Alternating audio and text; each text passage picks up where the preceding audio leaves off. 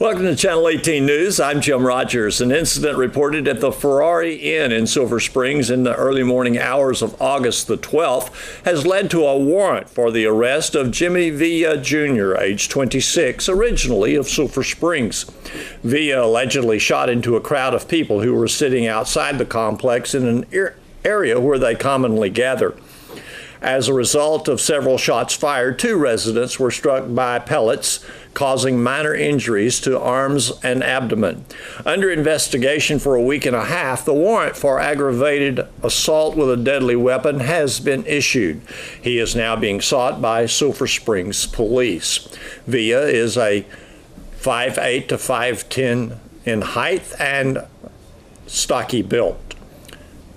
The public is asked to contact the Silver Springs Police Department or Crime Stoppers with any information as to his location.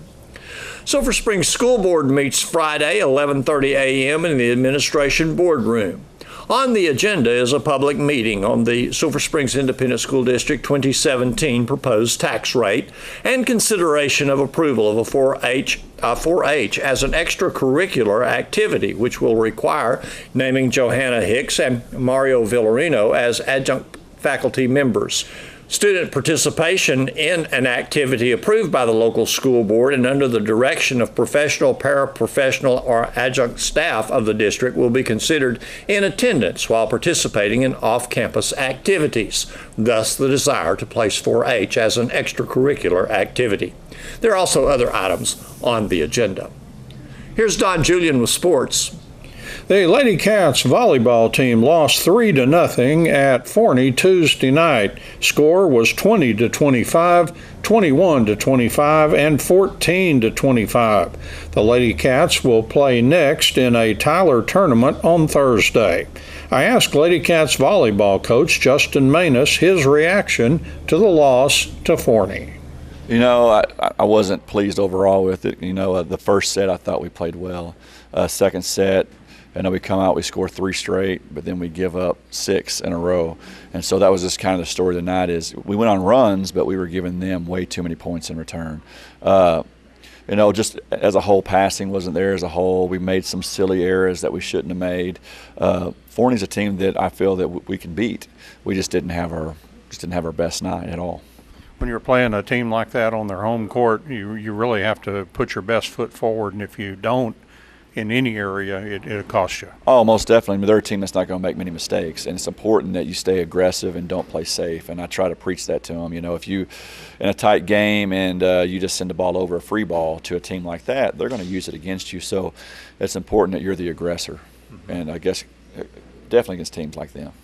If I had to pick a player that I thought played maybe at best, I'd say Autumn Tanton maybe. Yeah, Autumn played very, very consistent. She really did. She tends in those tight games. She makes smart plays and scores when you need to score. And, yeah, I would say she was pretty consistent last night.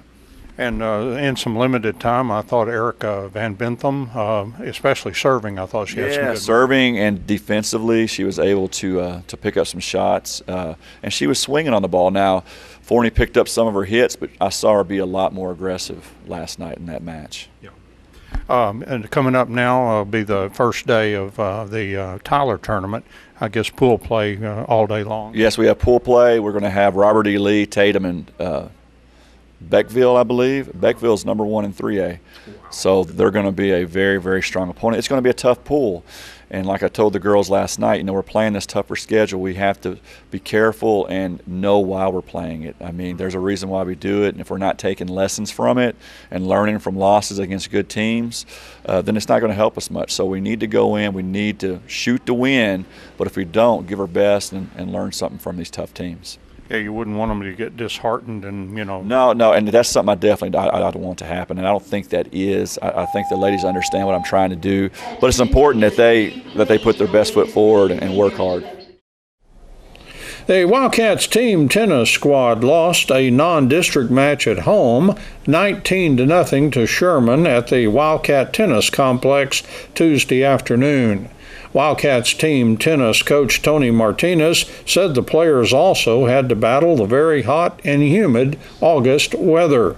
After the match, the Wildcats' top boys player, Alex Benitez, was taken to Christus Mother Frances Hospital, Sulphur Springs, to receive treatment for heat-related problems. He was released several hours later.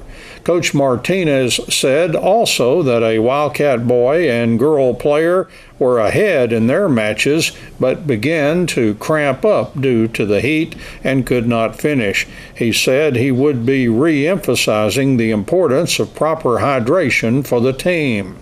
Despite that score against Sherman, Coach Martinez said his team was competitive in most matches, with several ending either 8-5 or 8-6 and others going to tiebreakers. He said he was impressed with the play of the girls' number one player, Heather Harris. Coach Martinez said she seems to get better every time she plays. In fact, he said all of the Wildcats are showing improvement since the beginning of practice. The Wildcats are now 1-4 for the season. They will have one more match before district play begins on September 5th at the Wildcat Tennis Complex against Hallsville.